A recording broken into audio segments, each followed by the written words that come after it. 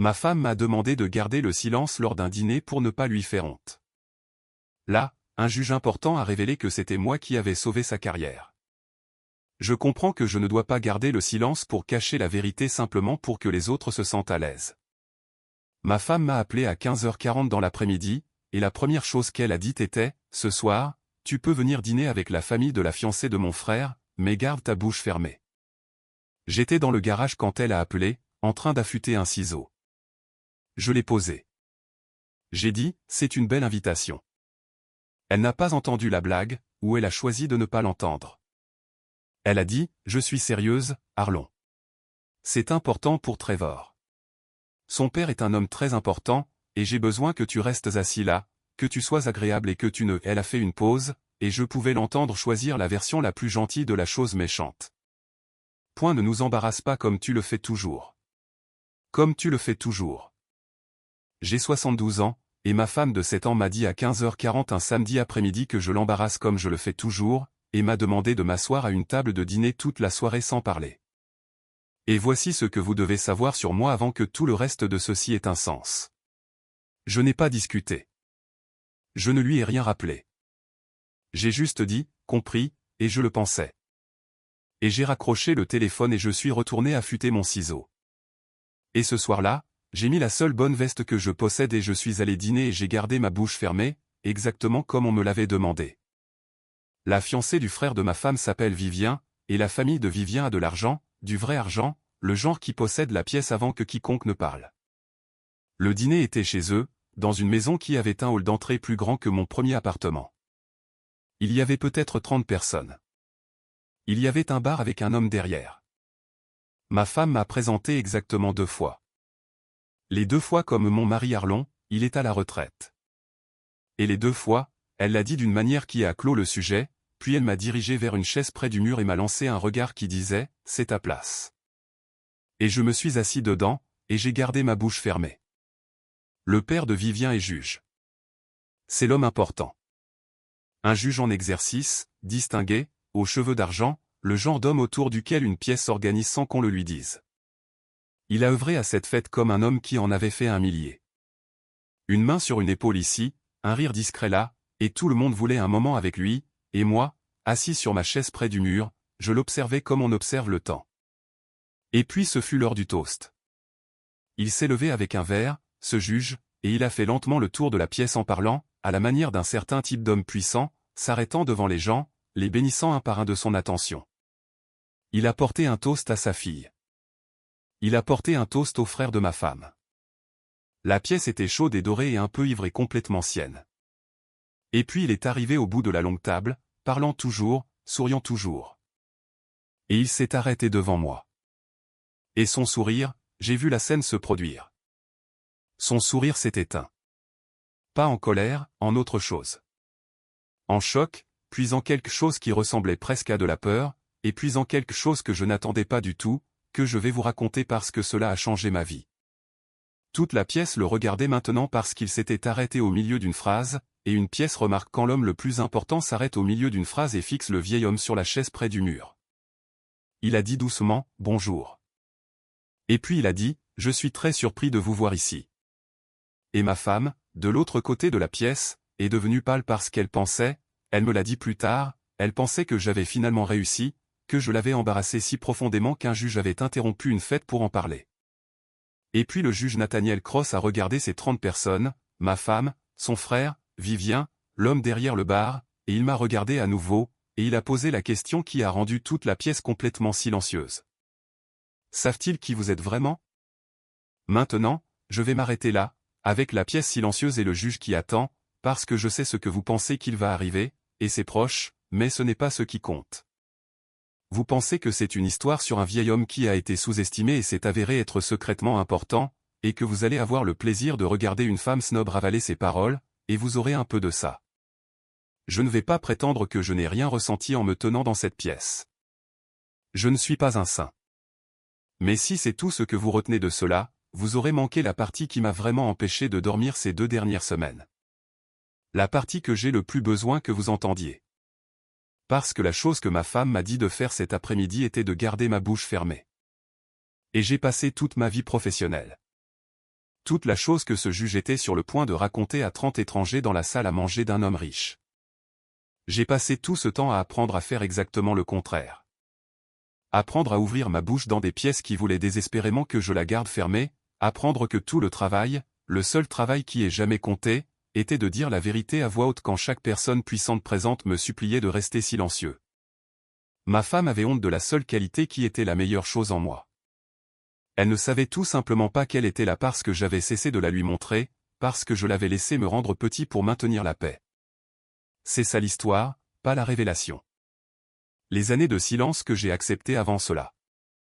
Alors, voici la seule chose que je vous demanderai avant de vous raconter le reste. Si vous vous êtes déjà rendu plus petit pour mettre quelqu'un à l'aise, si vous avez ravalé la chose la plus vraie, la meilleure chose en vous encore et encore, dîner après dîner, parce que la dire vous coûterait une dispute que vous étiez trop fatigué pour avoir. Alors abonnez-vous et restez avec moi, parce que c'est une histoire sur ce qui arrive quand un homme qui a passé sa vie à parler se voit finalement rendre sa voix par un étranger dans le dernier endroit sur terre où il s'y attendait. Je fais ça pour les gens qui sont devenus silencieux. Restez et je vous montrerai ce que votre voix vaut encore. Très bien, laissez-moi vous dire qui je suis, puisque le juge a demandé. Mon nom est Arlon Reeves. J'ai 72 ans.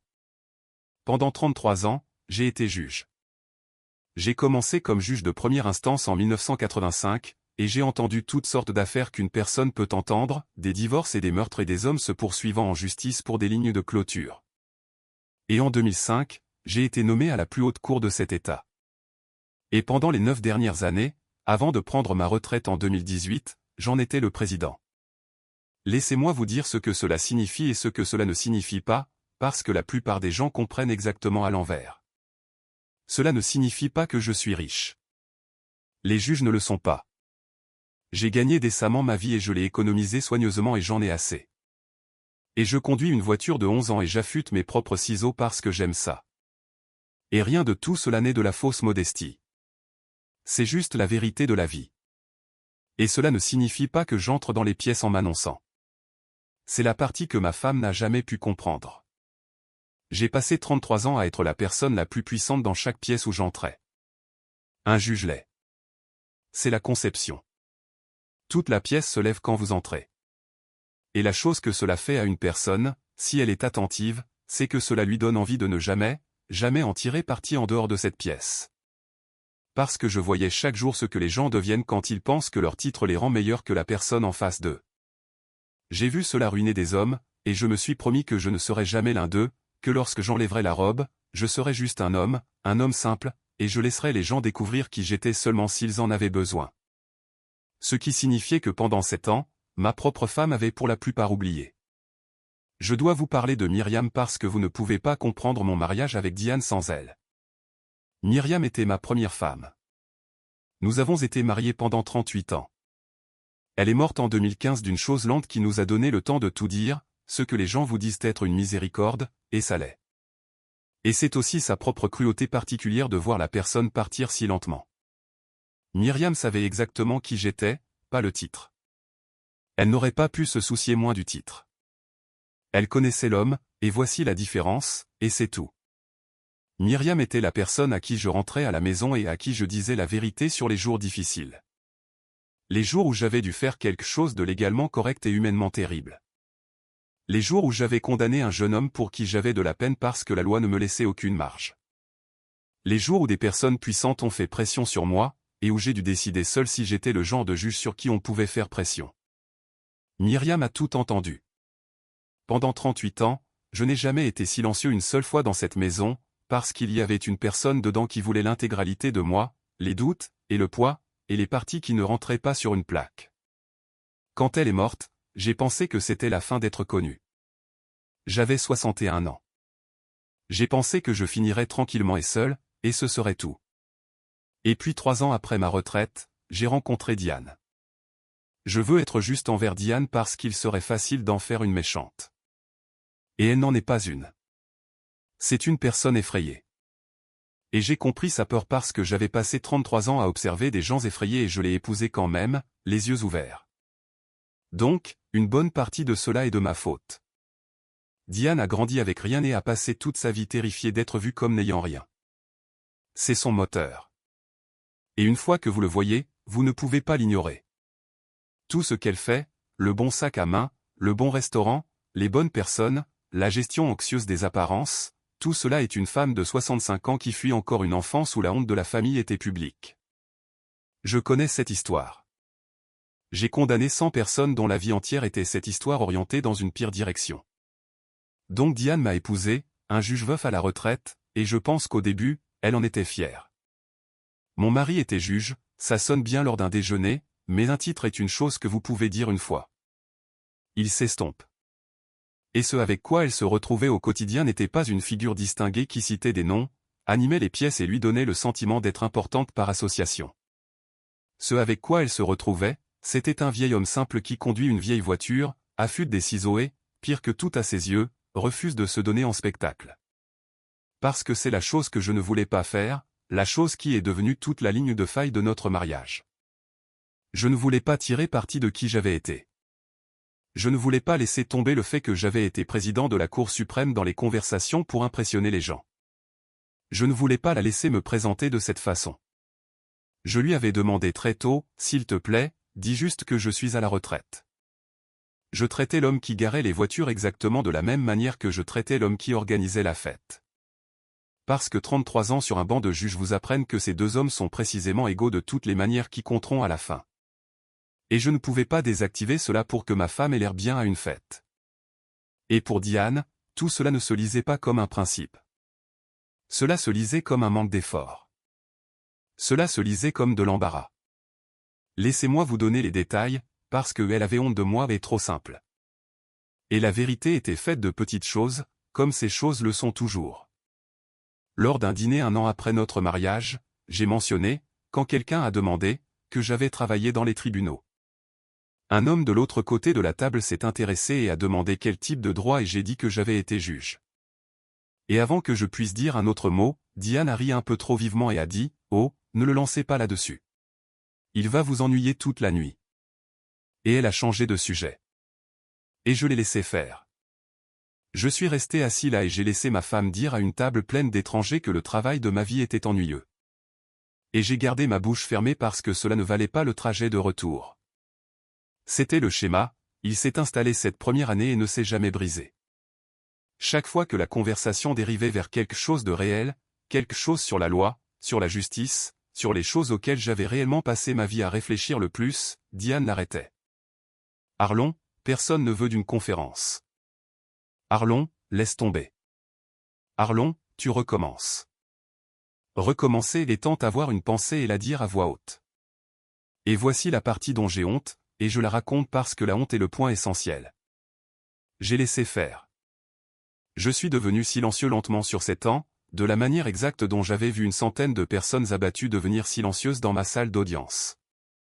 J'ai arrêté d'offrir des opinions au dîner. J'ai arrêté de corriger des choses que je savais fausses quand elles étaient dites avec confiance par des gens qui ne savaient pas qu'elles étaient fausses.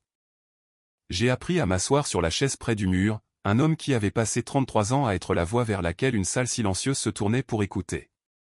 Je me suis entraîné, pour le confort d'une femme effrayée, à ne faire aucun son. Pourquoi? Vous avez le droit de demander. Mes enfants demandent. Mes amis du tribunal, les quelques-uns que je vois encore, demandent moins poliment. Parce que j'étais seul et qu'elle était là. Parce qu'à 70 ans, vous faites le calcul du nombre de dîners qu'il vous reste. Et un dîner silencieux à côté de quelqu'un est plus chaleureux qu'un dîner éloquent seul. Parce que je l'aimais sincèrement, je l'aime de la manière usée dont on aime une personne dont on comprend les peurs. Et parce que c'est la vraie raison, celle que je n'aime pas, parce qu'après la mort de Myriam, j'avais perdu la personne qui voulait ma voix, et une partie de moi a décidé que peut-être la voix ne valait plus la peine d'être voulue. Que peut-être Diane avait raison.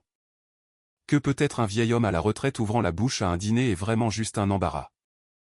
Et la chose digne, la chose humble, est de s'asseoir, de se taire et de laisser la soirée passer.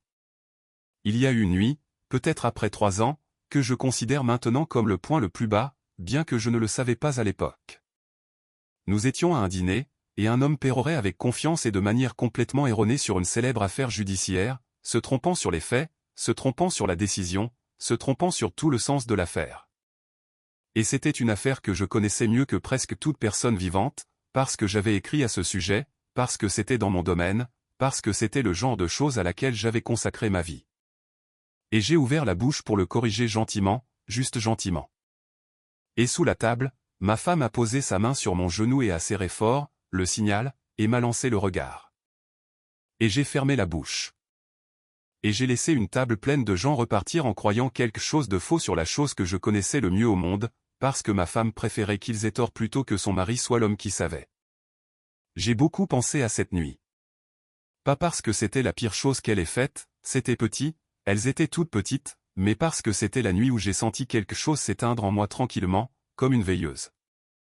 C'était la nuit où une partie de moi a conclu que mon savoir, ma voix, était un handicap dans mon propre mariage, une chose à gérer et à supprimer. Et j'ai commencé à partir de cette nuit à me porter volontaire de moins en moins, jusqu'à ne plus rien proposer, jusqu'à ce que je sois le vieil homme silencieux sur la chaise, ce qui est exactement ce vers quoi elle m'avait entraîné, et exactement ce qu'elle m'a ensuite reproché d'être.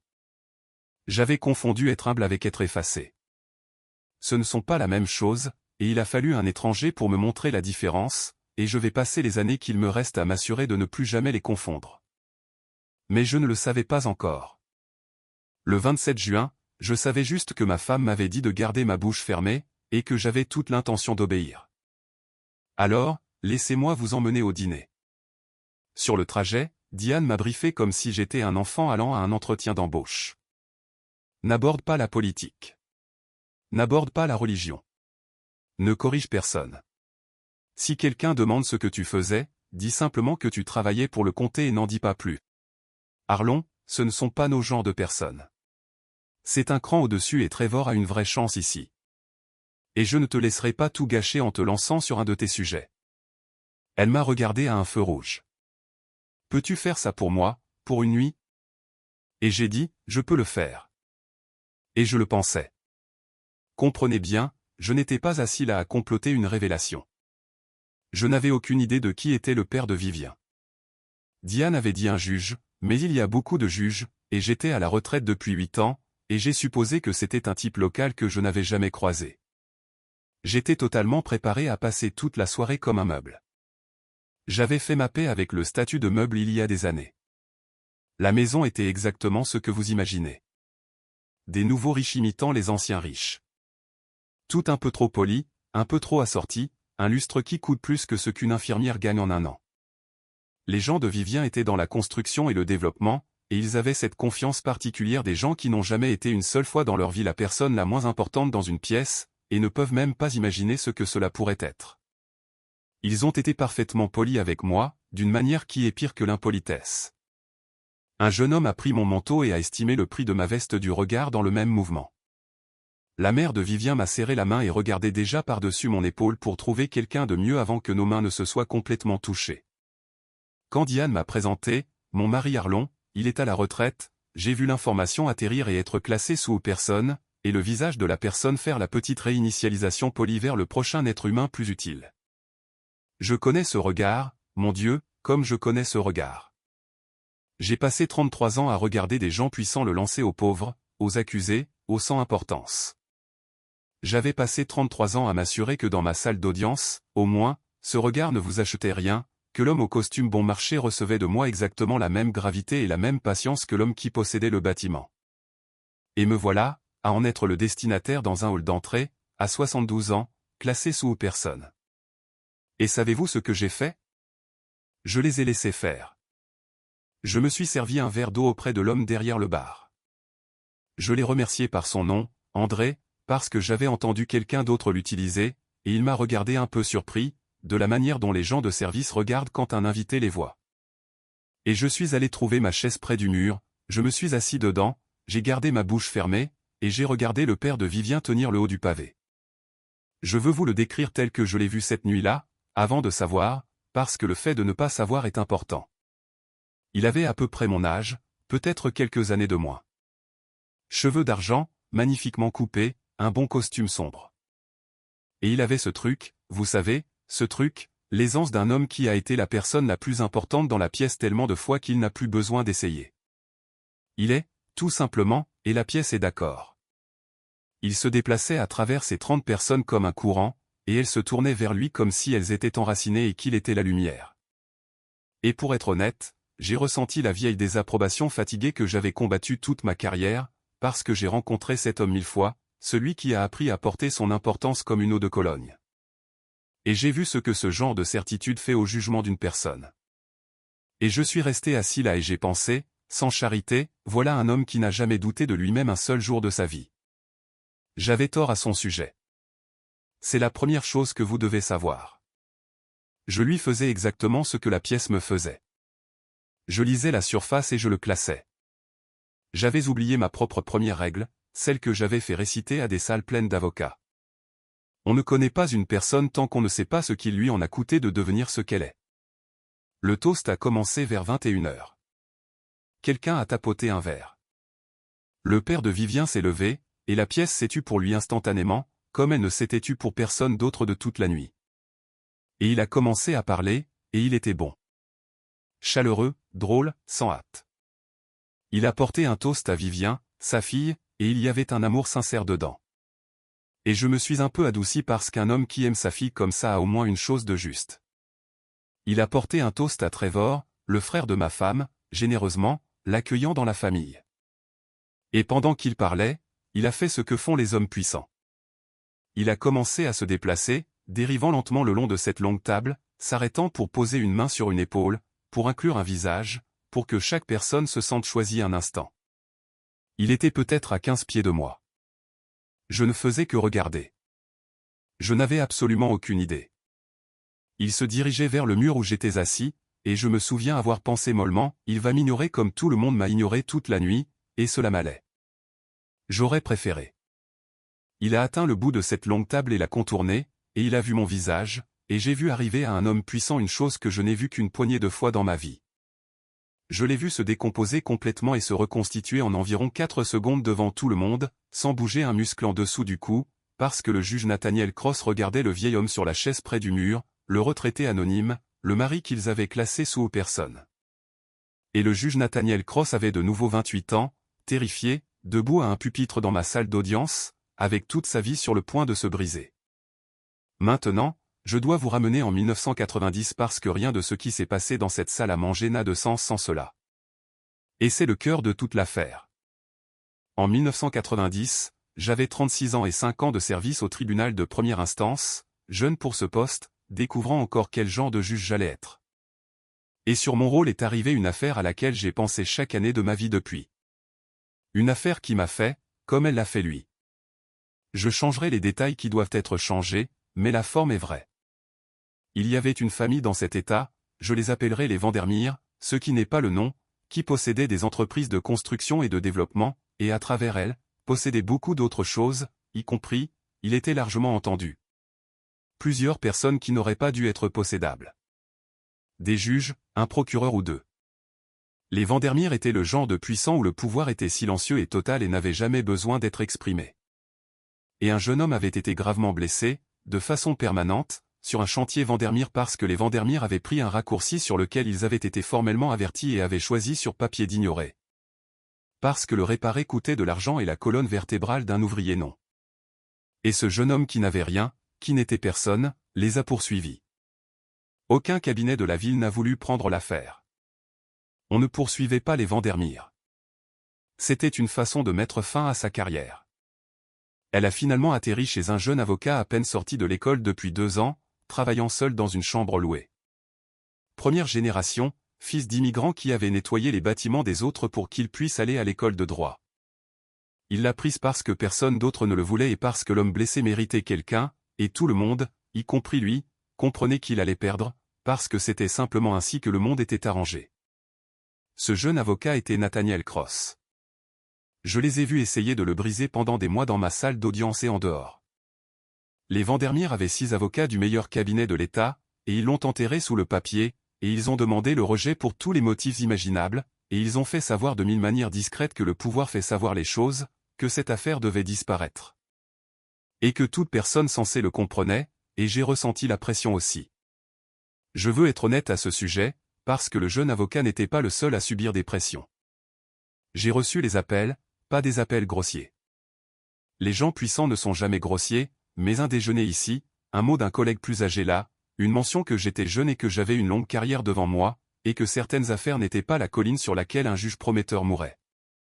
Le message sous-jacent était sans équivoque. Rendez une décision sensée. Faites disparaître cette affaire et des portes resteront ouvertes pour vous. Rendez une décision contraire et découvrez ce qui arrive aux juges qui ne comprennent pas comment les choses fonctionnent. J'avais 36 ans. J'avais toute une carrière devant moi. Et je me suis assis dans mon bureau un soir et j'ai compris avec une clarté totale que c'était l'affaire où je découvrirais qui j'étais vraiment. Voici ce qui s'est passé. Et c'est moins dramatique que vous ne le pensez, parce que le vrai courage l'est généralement. Ce n'est pas un discours. C'est un homme qui fait son travail un jour où faire son travail lui coûte quelque chose. J'ai rejeté leur motion. Toutes.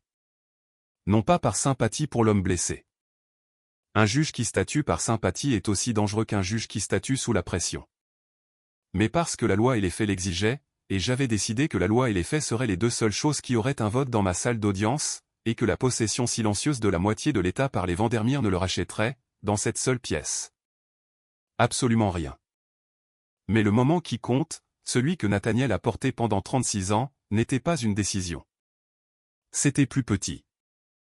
Il y a eu un jour, au cœur du procès, où l'avocat principal des Vandermeer a fait ce qui marche, ce qui avait marché sur ce jeune homme toute sa vie.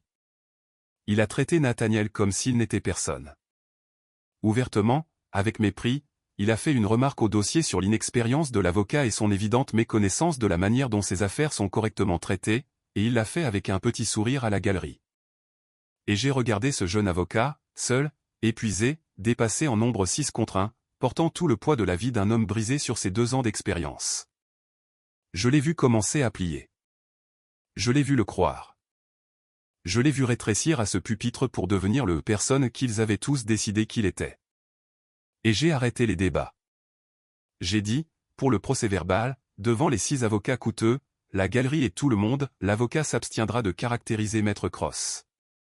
Maître Cross est le seul avocat dans cette salle d'audience représentant la partie qui a été réellement lésée, et il le fait avec compétence et seul contre des ressources considérables, et ce tribunal l'a noté. Nous nous en tiendrons au fond de l'affaire. C'est tout. C'est tout le moment héroïque. Un juge disant à un tyran de s'asseoir et disant à un jeune homme effrayé, devant les gens qui essayaient de l'effacer, qu'il était vu et qu'il n'était pas personne. J'ai découvert des années plus tard que Nathaniel est retourné dans sa chambre louée cette nuit-là et a écrit ce que j'avais dit, mot pour mot, et l'a gardé. Il m'a dit qu'il le lisait avant chaque chose difficile qu'il a faite par la suite. Il a gagné l'affaire. L'homme blessé a été pris en charge pour la vie. Et les Vandermeer, qui n'avaient jamais rien perdu, ont perdu dans ma salle d'audience parce qu'un jeune anonyme n'a pas abandonné et qu'un jeune juge n'a pas été acheté. Et ça m'a coûté. Je serai honnête à ce sujet aussi. J'ai été ignoré pour une promotion 2 fois dans les années qui ont suivi, et je savais exactement pourquoi, et j'ai fait ma paix avec ça. Et il a fallu 15 ans avant que j'atteigne la Cour suprême, plus longtemps que cela n'aurait dû prendre.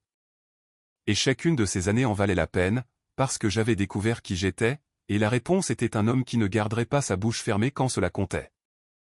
C'est qui était assis sur la chaise près du mur. Le juge n'avait tout simplement pas encore regardé d'assez près.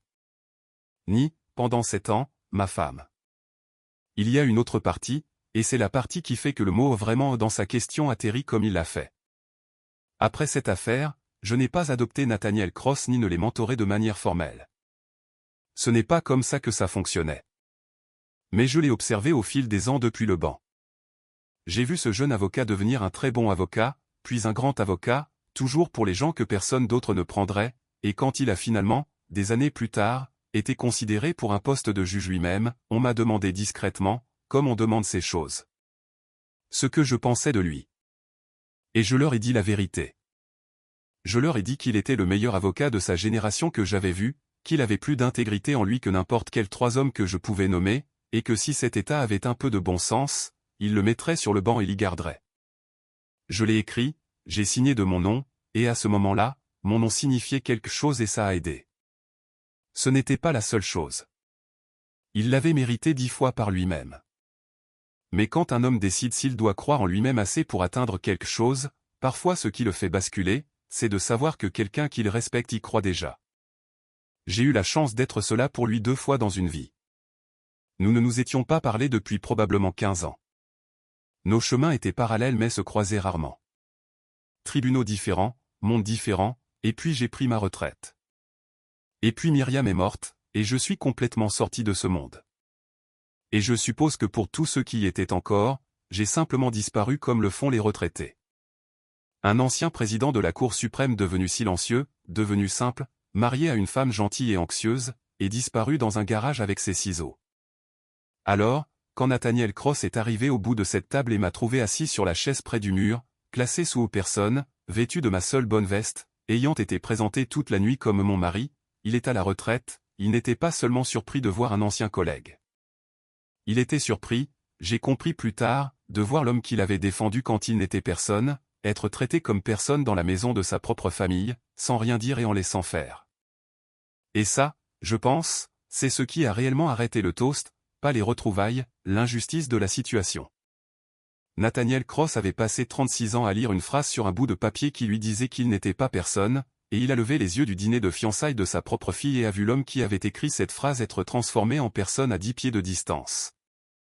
Et quelque chose en lui n'a tout simplement pas permis que la soirée continue comme si c'était acceptable.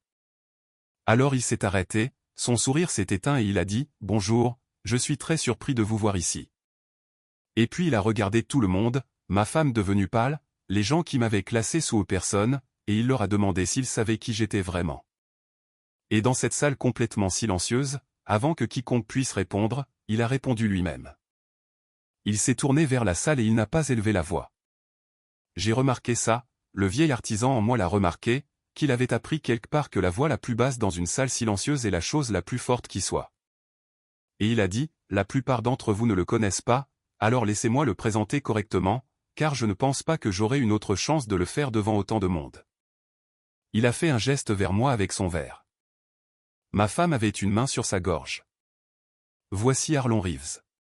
Il y a 36 ans, quand j'étais un avocat fauché, terrifié, sorti de l'école depuis 2 ans, que personne dans cette ville n'embaucherait, j'ai pris une affaire dont on m'a dit qu'elle mettrait fin à ma carrière. Je l'ai prise contre des gens qui ressemblaient beaucoup à, eh bien. Il a souri un peu sombrement et a laissé cela en suspens, et la moitié des fortunes de la construction dans la pièce s'est agitée sur leur siège, point contre des gens qui avaient l'habitude de gagner sans avoir à essayer. Et j'étais en train de perdre, non pas parce que j'avais tort, mais parce que je n'étais personne, et tout le monde dans cette salle d'audience, y compris moi, avait convenu que personne ne perd contre quelqu'un. Il m'a regardé. Et le juge dans cette affaire ne l'a pas accepté. Il ne les a pas laissés me traiter comme personne, et il ne les a pas laissés acheter un résultat. Et il a statué sur la loi quand statuer sur la loi lui a coûté sa propre carrière pendant 15 ans. Je sais que c'est le cas, votre honneur. Je l'ai découvert plus tard. Je sais exactement ce que cette affaire vous a coûté, et vous ne me l'avez jamais mentionné une seule fois. Je ne savais pas qu'il savait ça. J'ai regardé le sol. Cet homme, a dit Nathaniel, est devenu le président de la Cour suprême de cet État. Il est le juriste le plus respecté que cet État ait produit de mon vivant. Les avocats étudient ses opinions à l'école. Je les ai lues à mes propres greffiers. Quand les gens me demandent pourquoi je suis devenu le genre de juge que je suis devenu, la réponse honnête, la réponse complète, est une phrase que cet homme a dite à voix haute dans une salle d'audience en 1990, quand j'avais décidé que je ne valais rien. Et je l'ai porté dans mon portefeuille pendant 36 ans. Et il a mis la main dans sa veste, ce juge distingué aux cheveux d'argent, devant 30 personnes à la fête de fiançailles de sa fille, et il a sorti son portefeuille, et de celui-ci un morceau de papier si vieux et si plié qu'il était devenu doux comme du tissu, et il l'a déplié avec un soin réel. Et il l'a lu à voix haute, et c'était ce que j'avais dit sur le fait que Maître Cross était le seul avocat dans la salle représentant la partie lésée, sur le fait qu'il n'était pas personne. Sa voix n'est pas restée entièrement stable en le lisant. Ni la mienne, je vous le dis, et je n'avais pas dit un mot. Puis il l'a replié, et l'a rangé.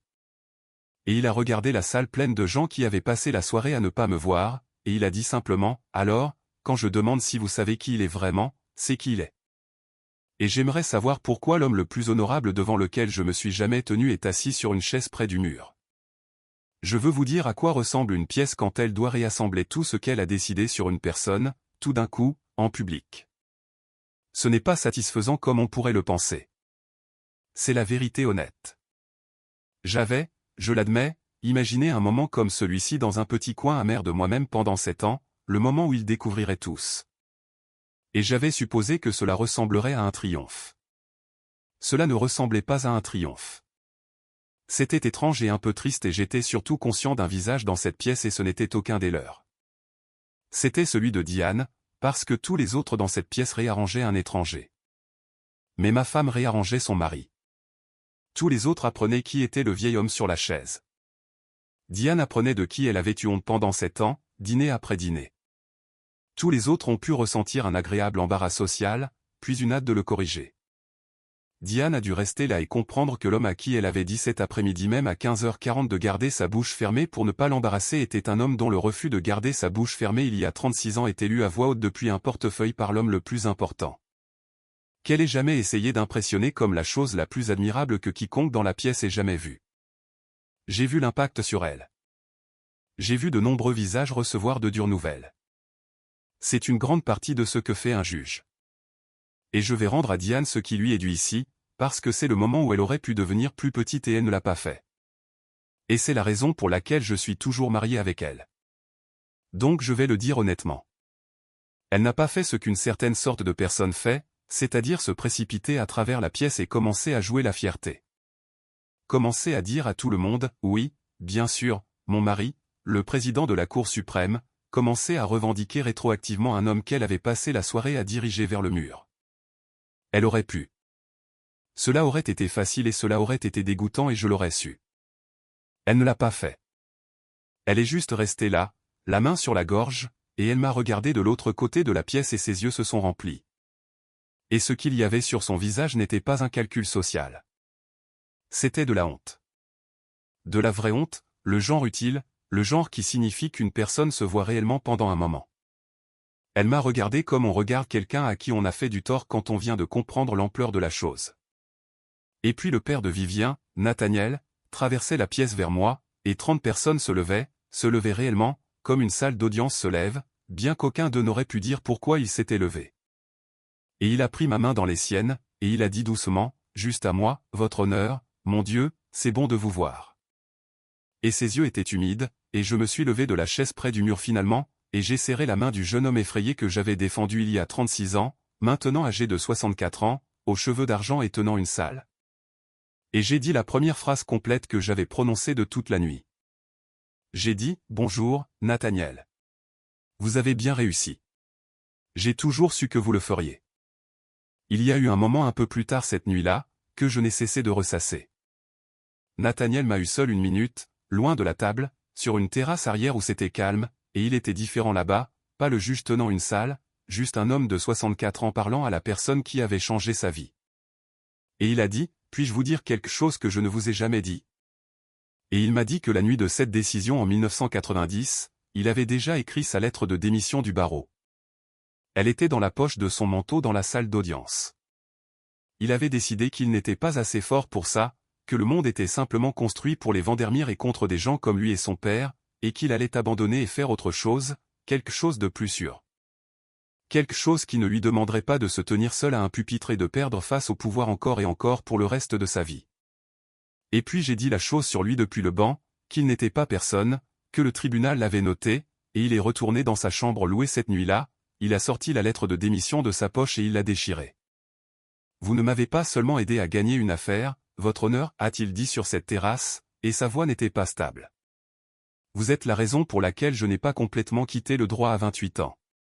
Tout ce que j'ai fait en 36 ans, chaque personne que j'ai aidée, toute ma carrière, toute la vie de ma fille, cette maison, cette fête, tout cela découle de votre décision, un mardi, de ne pas les laisser m'effacer. Et vous ne l'avez jamais su. Vous avez dit une phrase, vous êtes rentré chez vous et vous l'avez probablement oubliée avant le dîner, et elle a construit toute ma vie. Je ne le savais pas. J'ai besoin que vous compreniez. Je ne le savais vraiment pas. Pour moi, cela avait été une petite chose, une chose de routine, un juge faisant son travail, et cela avait été la charnière sur laquelle toute sa vie avait tourné. C'est ça, le truc quand on dit la vérité à voix haute. On ne découvre presque jamais ce que ça fait. Ça sort de vous, ça entre dans quelqu'un et ça construit quelque chose que vous ne verrez jamais. Je ne l'ai découvert que parce que sa fille s'est trouvée à épouser le frère de ma femme, et que je me suis trouvé assis sur une chaise près d'un mur. Il y a, Je vous le promets, d'autres phrases que j'ai dites au cours de 33 ans qui ont fait la même chose, et je mourrai sans jamais savoir lesquelles. Et vous? Ce n'est pas une raison de rester silencieux. C'est toute la raison de parler. Le reste de ce dîner fut une inversion étrange et totale, et je vous en parlerai brièvement, car cela m'a appris quelque chose sur les gens que je savais déjà, mais que je m'étais laissé oublier. Soudain, j'étais quelqu'un. Le père de Vivien m'a assis à sa droite pour le reste du repas, déplaçant quelqu'un d'important pour le faire, et tout le courant de la pièce qui avait coulé autour de lui toute la soirée coulait maintenant autour de nous deux. Les gens qui m'avaient classé sous personne n'étaient maintenant d'urgence, chaleureusement, mes nouveaux meilleurs amis. La mère de Vivien, qui avait regardé par-dessus mon épaule en me serrant la main, ne pouvait maintenant pas en faire assez pour moi, remplissant mon verre d'eau elle-même, riant à des choses que je n'avais pas voulu comme des blagues. Le jeune homme qui avait estimé ma veste m'a apporté un café sans qu'on le lui demande. Trevor, le frère de ma femme, n'arrêtait pas de croiser mon regard avec un air stupéfait et ravi, articulant silencieusement, « Tu n'as jamais rien dit. » Et je veux être clair sur ce que j'ai ressenti, parce que c'est la leçon, et ce n'est pas la plus flatteuse. C'était creux. Parce qu'aucune de ces personnes n'avait changé. Elles me traitaient de manière complètement différente, mais aucune d'entre elles n'était devenue une meilleure personne au cours des 10 dernières minutes. Elles avaient simplement reçu de nouvelles informations sur mon rang et s'étaient ajustées. La même faculté qui leur avait permis de ne pas me voir à la porte était maintenant, inchangée, dirigée dans l'autre sens.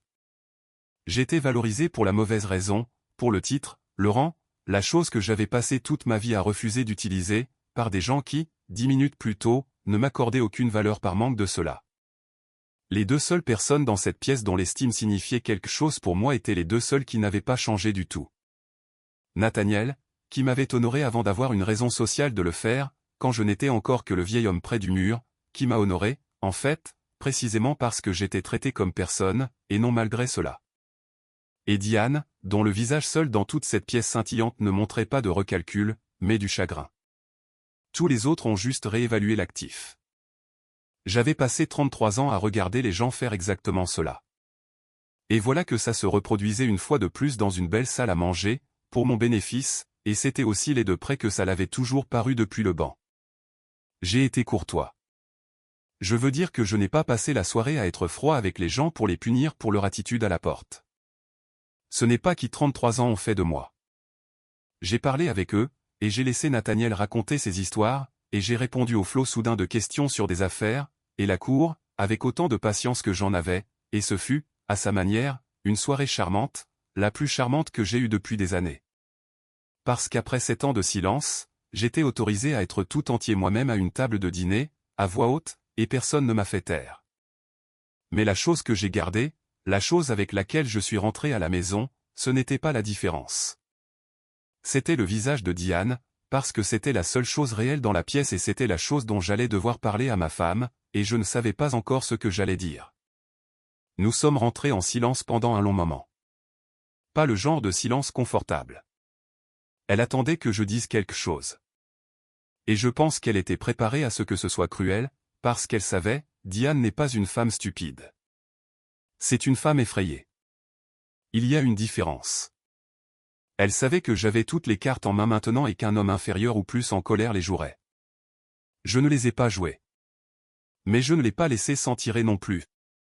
Et je veux vous dire exactement ce que j'ai dit, parce que trouver le juste équilibre est tout le point. Et il m'a fallu 33 ans sur un banc pour apprendre comment. À peu près à mi-chemin, elle a finalement craqué et a dit d'une petite voix, « Pourquoi ne me l'as-tu jamais dit ?»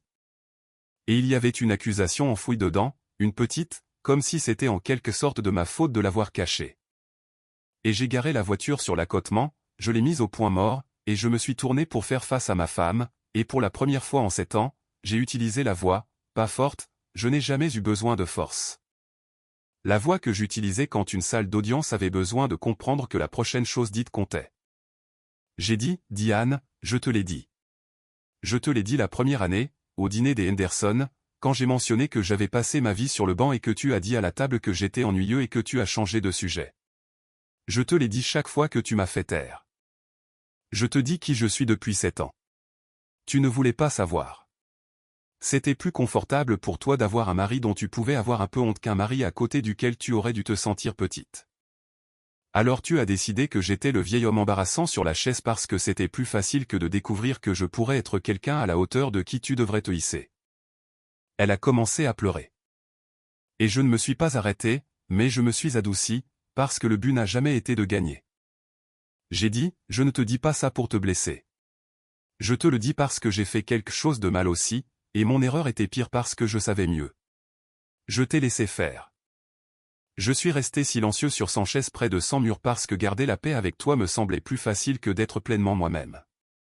Et ce n'est pas de l'humilité, Diane. Je me suis dit que c'était de l'humilité pendant 7 ans, et c'était de la lâcheté. J'ai passé toute ma vie à refuser de me taire pour des hommes puissants, et puis je me suis tu pour toi, encore et encore, pour éviter une conversation difficile dans une voiture. Donc, nous avons fait ça ensemble. Tu m'as rendu petit, et j'ai accepté, et j'ai fini d'accepter. Elle m'a demandé à travers ses larmes si je la quittais et j'ai dit non, et je le pensais. J'ai dit, j'ai 72 ans et j'ai aimé ma première femme pendant 38 ans et je n'ai pas la force de tout recommencer et je ne veux pas. Et sous tout ça, je t'aime. Mais quelque chose doit changer et ce ne sera pas moi qui deviendrai plus silencieux. À partir de maintenant, quand nous irons quelque part, je serai l'intégralité de qui je suis. J'aurai des opinions et je les exprimerai. Je parlerai à la personne qui gare les voitures comme si elle était mon égale, parce qu'elle l'est. Et tu vas devoir décider si tu peux être marié à un homme dont tu es fier, ce qui s'avère plus difficile pour toi que d'être marié à un homme dont tu as honte. Et je suis vraiment désolé que ce soit plus difficile et je ne vais plus te protéger de ça. C'était il y a 2 semaines. Je vais vous dire où en sont les choses, parce que je ne vais pas vous mentir et envelopper ça dans un joli ruban. Diane et moi sommes toujours mariés, et nous sommes dans la période la plus difficile et la plus honnête de notre mariage, et je pense, je ne suis pas sûr, mais je pense que cela pourrait être le début d'un vrai mariage. Elle a été silencieuse d'une nouvelle manière depuis cette nuit. Pas le genre de silence boudeur, le genre de silence réfléchi.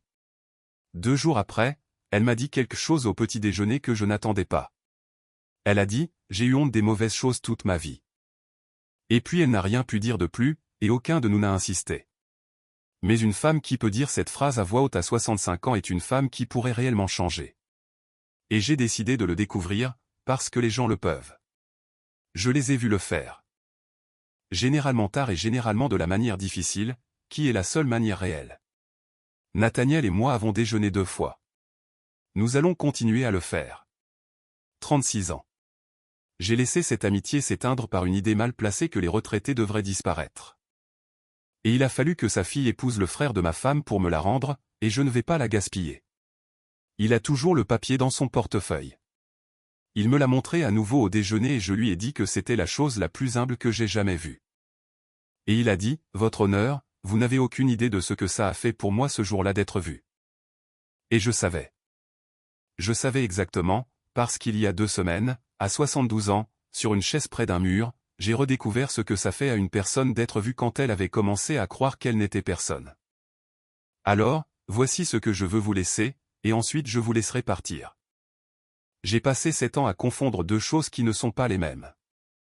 Et cela m'a presque coûté moi-même, et je ne veux pas que cela vous coûte le vôtre. Être humble signifie que vous n'avez pas besoin que tout le monde sache à quel point vous êtes important. C'est une bonne chose. Gardez ça. Mais être effacé signifie que vous laissez les gens décider que vous n'êtes rien, et vous acceptez, et vous ravalez la partie la plus vraie, la meilleure de vous-même pour que quelqu'un d'autre soit à l'aise. Ce n'est pas de l'humilité. J'ai appelé ça de l'humilité pendant 7 ans parce que ce mot me déchargeait de toute responsabilité. C'était de la peur. C'était la chose la plus facile. Il y a une différence entre ne pas avoir besoin d'être vu et accepter d'être invisible. Et beaucoup de bonnes personnes, des gens calmes, décents, humbles, les meilleures personnes, celles qui ne rêveraient jamais de se vanter, passent de la première à la seconde si lentement qu'elles ne le remarquent jamais. Jusqu'à ce qu'un jour elles soient assises sur une chaise près d'un mur à leur propre vie, gardant leur bouche fermée parce que quelqu'un leur a dit de le faire il y a longtemps et qu'elles n'ont tout simplement jamais arrêté. Ne gardez pas votre bouche fermée. Pas sur les choses vraies. Pas pour mettre une personne effrayée à l'aise, et pas parce que vous avez décidé que votre voix n'avait plus d'importance quand vous êtes devenu vieux ou silencieux ou que vous avez perdu la personne qui voulait l'entendre. Quelqu'un dans cette pièce ce soir avait besoin d'entendre la vérité dite à voix haute. Dans chaque pièce, quelqu'un en a besoin. Et vous pourriez être la seule personne présente qui a en elle la capacité de le dire.